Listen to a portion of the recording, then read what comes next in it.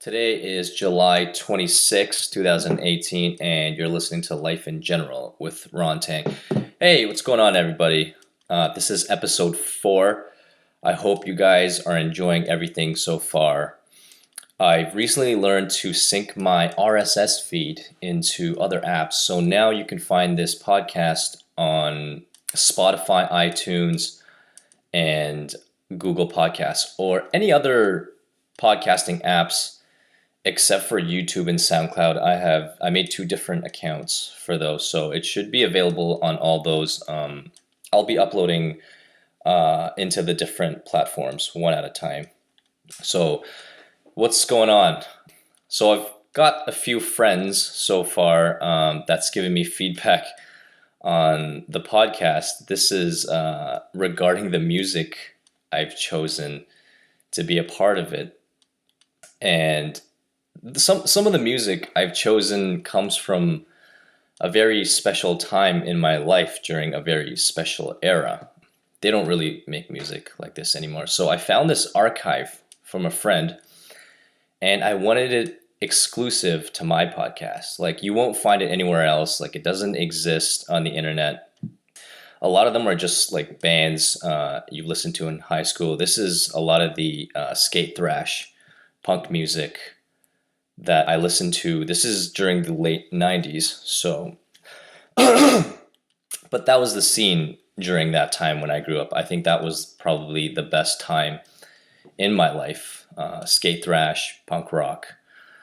I don't know how to describe it other than if you just close your eyes, picture me in like Vans, baggy jeans, walking through the hallways in like a Billabong t-shirt, holding a skateboard, and I just leave the premise and I kickflip right off the curb.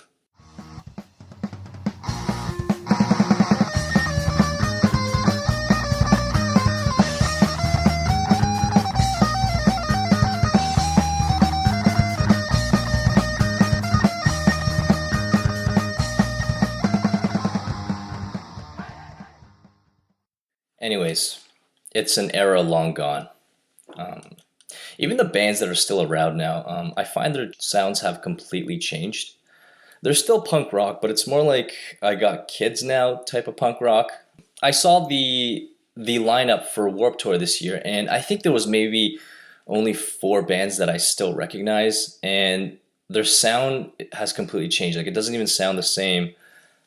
I remember all the bands that I used to listen to. Like, I see them either underground shows or I see them on Warped Tour. But I find Warped Tour is mostly for more like pop-ish punk rock, mainstream punk rock. But yeah, a lot of them have disbanded. These bands I listened to, some of them might have had like a MySpace page back in the day and was like started in a garage or a basement. So that was the type of music I listened to, contrary to popular belief.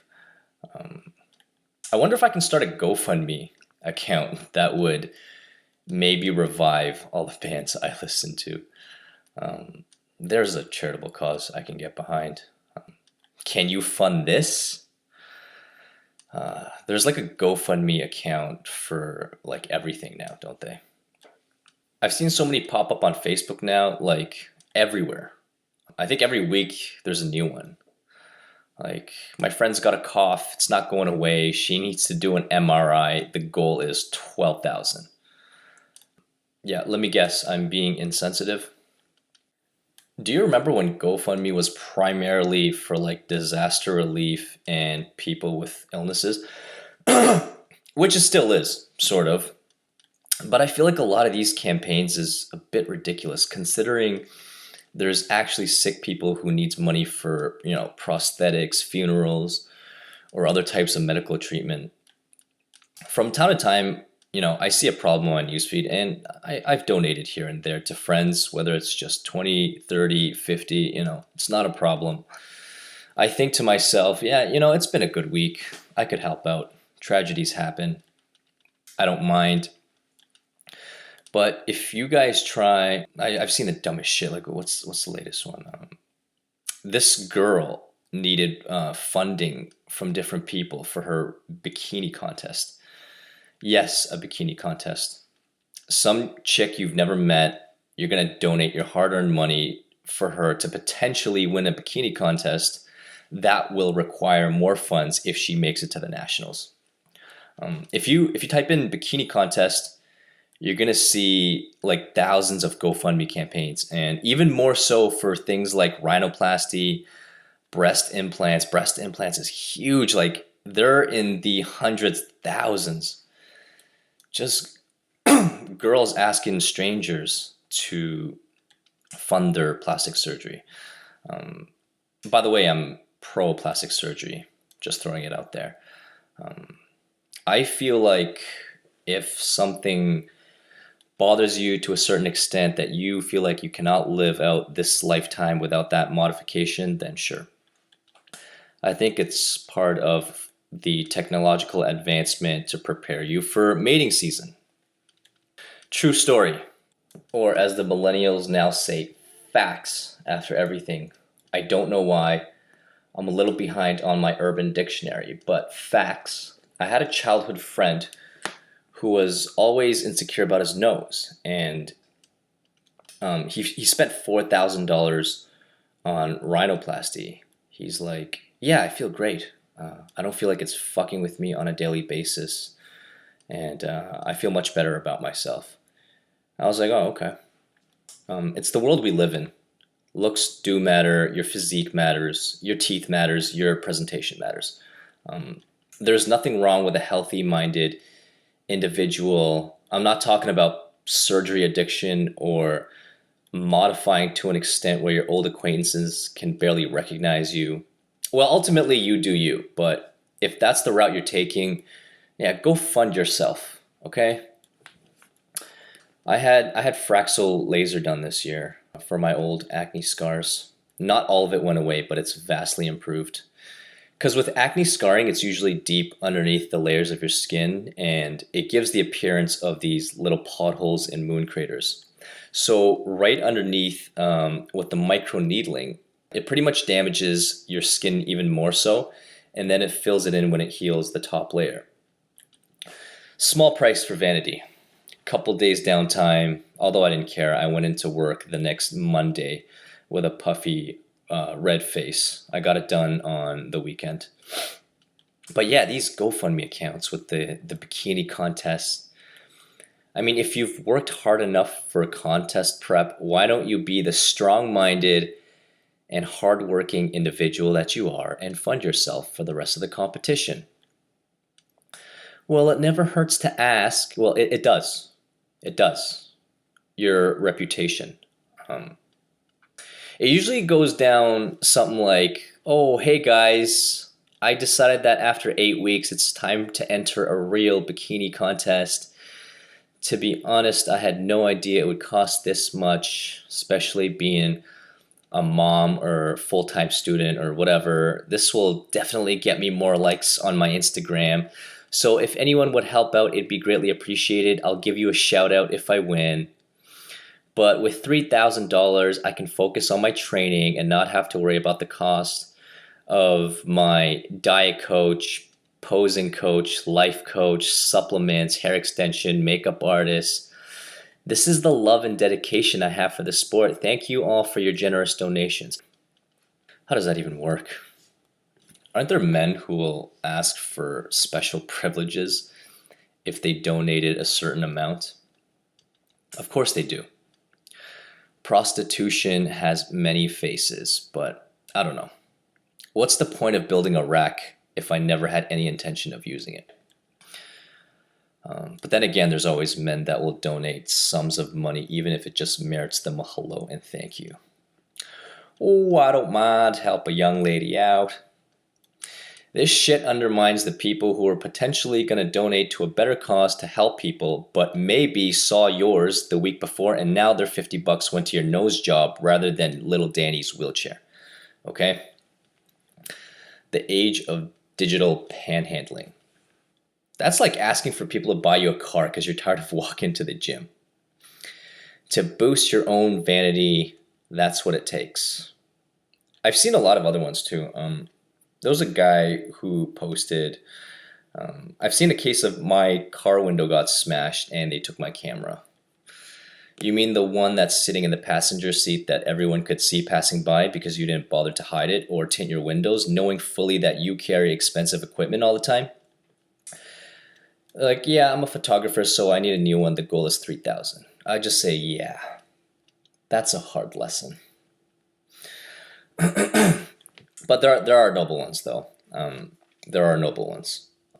I've seen this kid recently who got a new car that his boss raised money for because he walked like 80 miles to get to work on time or something. So there's a couple noble ones. Oh, you know what? I gotta bring this up.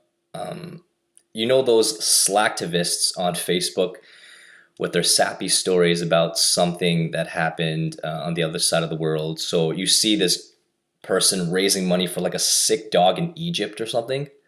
Like that's all fine and dandy, but like what? There's no sick dogs or people you can help locally? I prefer dogs. I like animals more than people. Yeah, I get it. I don't like humans. I prefer to help animals. Yes, yes, it's the same shit that every bourgeoisie says. It's good to help humans sometimes too, you know. You don't like anybody, I kind of get that, but it's also time to reevaluate yourself, all right? For a while, I just seemed like that was the thing to say. Donate to a real cause, all right? Those children at the border, on the American border, and I know what these guys are thinking. I posted that one Joe Rogan video, and a lot of people say when they comment, like, don't believe everything they told you. Like, it's not that bad. It's bad journalism. Yeah, fucko, we know that. Those are the type of comments I've seen in regards to this because I'm pretty sure that I can make my own video of some of them running around, playing tag and other toys, laughing, eating, cut and then edit the way that I want it, and then tell everybody else on social media, like, look, they got it good. Maybe it's not that bad, but the reality is a lot of them are without necessities, right? And people like to argue like, oh, those, the parents did break the law. They shouldn't have been there. And it's really not that bad. Like everybody knows their parents have broken the law. Like that, no shit. Like that's besides the point. I think that most of us come from immigrant families. Some came here illegally, some didn't. Some took a little longer than everyone else, but it all worked out in the end. And I don't think any of us here had to sleep in those tinfoil looking emergency thermal blankets because we didn't have a choice. The children that have to, it subconsciously strips away their dignity that they'll realize in later years. Bad journalism is everywhere. Same with the whole incident downtown, the shootings in Greektown. The amount of shootings in Toronto now is just insane. And they said that this one wasn't gang related, like it's a good thing. Wouldn't they at least have a target, which are other gangs, if it was? I've already seen people unfriend each other because of this. Was it incels? Was it terrorist groups? They wouldn't tell us. It's another conspiracy. You're a racist if you think it's terrorism. Get your head out of your ass. It was. Block, delete. Well, there goes that acquaintance. I think we're pretty soon going to learn that even though people have different opinions and beliefs, we can still sit at the dinner table. Like how most families do. I know those people aren't families, but if you think about block and delete, that what does that teach them? Like it does nothing. They just, I guess I just won't see them anymore, and they're gonna be stuck in your own ways. You haven't really convinced them of anything, but yeah, I guess I guess it's the right thing, right? Because you don't need that shit. I get it. But yeah, if you guys have the disposable income, just donate to better causes, okay? The ones I do feel bad for, are the people who constantly, and I've seen this so many times, that constantly have their bicycles stolen. There is a surplus of bicycle thieves downtown, and I find that bike thieves tend to be on the lower scale of beings, right there along with ticketing officers. No, I'm just being ignorant. If anyone lives downtown, they know. I'm sure if you're regularly in the core of Toronto, the feeling of being stuck in traffic for 2 hours just to pull over to a coffee shop to use the washroom, whatever, come out to a ticket, and like they're never to be seen, right? Ticketing officers are fucking ninja, trying to avoid the confrontation. I know what you're thinking. Should have been following the rules. Yeah, whatever. I like how they would turn off the recording and be like, all right, this happens every time you get pulled over. They turn off the mic when they need to talk to you after they give you the ticket. They say, okay, you could take it to court and these are your options, but listen, hey, if you just do this, and I'm just sitting there thinking, yeah, either way, I'm fucked unless you retract the ticket. Either way, this is going to cost me time and money, so stop trying to act like you're on my side, all right? You got to meet your monthly quota. You have to do this. All right. I just hate how they changed the whole system now, where every time you go to court, the judge makes sure that both of your schedules are aligned. Unless he's on training or you got promoted or something, the officer now will always show up. Like the last time I was in there, the prosecutor did it for the judge, literally pulled out a little schedule book, like a black book, and says, on this date, are you free? What are you doing? Can you make it to court? On this day, are you free, officer? And the officer's like, yes. And I was like, no. And then this went back and forth a few times until like there was a date. And I was thinking in my head when I was standing there, I'm like, oh, there's no way I can get away with this. It's like, I might as well just have to stay and agree to a certain date before I can get out of here. So I'm just like, oh yes, this date was maybe like 3-4 months later. This happened last year. So I got up there and I'm thinking, okay, like, how am I going to get away with this? And then I hired a paralegal. The representation went and he beat it. I don't know how, but he just did. I don't remember what his explanation was, but at the time I was like, oh, cool. Maybe he just knows the system and the judge very well. I don't know, the whole thing's fucked up. Anyways, this is all the time that we have. These are my thoughts for the week and things that happened to bother me. Thanks for listening to episode 4. And I'm about to start bringing guests on. I don't know if it's too early, but I have a couple friends that I do want to put on eventually after a couple more episodes where I'm solo. So also, like I've mentioned, these podcasts are now up on SoundCloud, YouTube, and other apps such as Spotify, iTunes. So you guys can go there and listen to them. It's pretty cool because my friend sent me the screenshot of the icon of my podcast, and it's like aligned with like the greats like Joe Rogan and Jordan and Russell Brand and all these podcasts that people listen to, and the guys from the two minimalist guys. I thought that was pretty funny when I first saw that, because these two did a documentary on people just throwing their shit out. I'm like, oh really? They got a podcast? Like, there's actually more to them than just giving out free hugs and telling people to throw their shit out. I'm like, all right, I got to check it out. But anyways, guys, thanks for listening. This is episode 4, and I'll talk to you guys later.